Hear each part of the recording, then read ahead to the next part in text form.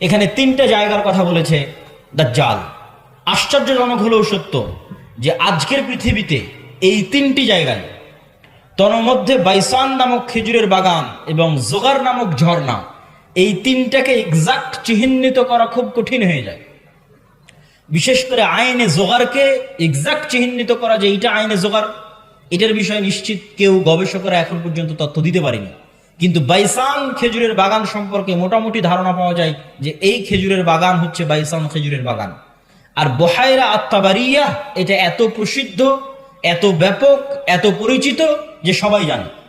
এমনকি ইসরায়েলে সারা পৃথিবী থেকে শত শত খ্রিস্টান এই বুহায়রা আত-তাবারিয়া দেখার জন্য যায়। এই জন্য দেখার জন্য যায়, তারা মনে করে তাদের তাওরাত, তাদের বাইবেলে ঈসা আলাইহিস সালাতু ওয়াস সালামের যত মুজিজার কথা বলা আছে, সকল মুজিজা তিনি দেখিয়েছিলেন বুহায়রা তাবারিয়ার উপরে অথবা বুহায়রা তাবারিয়ার পাশে।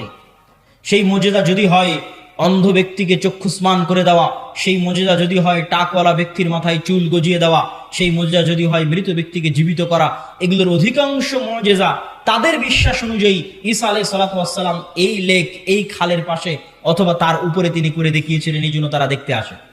এবং এইটা চলমান বর্তমান ইসরায়েলের সীমানার অন্তর্ভুক্ত। এবং আনুমানিক গবেষণা অনুযায়ী বাইসানের খেজুরের বাগান এবং জোগারের ঝর্ণা এবং তাবারিয়ার লেক তিনটাই বর্তমান ইসরায়েলের সীমানার অন্তর্ভুক্ত, যেই জায়গাগুলোর কথা এই হাদিসে দাজ্জাল তামিম আদ-দারি রাদিয়াল্লাহু তাআলা আনহুকে জিজ্ঞেস করতেছে। তাহলে একদম যদি আমরা সামারি এবং সারমর্ম করি, তাহলে কিয়ামতের পূর্ব মুহূর্তে যা যা সংঘটিত হবে সব বড় বড় ঘটনা এই মাটিতে, এই জমিনে সংঘটিত হবে, শামের মাটিতে সংঘটিত হবে। আল মসজিদুল আকসা, বাইতুল মুকাদ্দাস কেন্দ্রিক যে এরিয়া, যে জগৎ, যে দেশ, সেখানে সংঘটিত হবে। এবং আমি আমার অতীতের বক্তব্যগুলোতে বলেছি যে বাইতুল মুকাদ্দাসই একমাত্র কারণ পৃথিবীর, যেই কারণে পৃথিবীর 90% মানুষ যুদ্ধে জড়িয়ে যেতে পারে।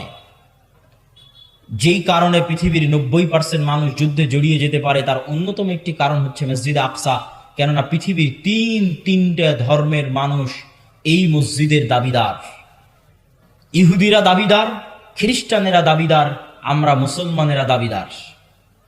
যেহেতু তিনটা ধর্মই আসমানি দিন, আসমান থেকে এসেছে, তিনটা ধর্মের গ্রন্থই আসমানি গ্রন্থ।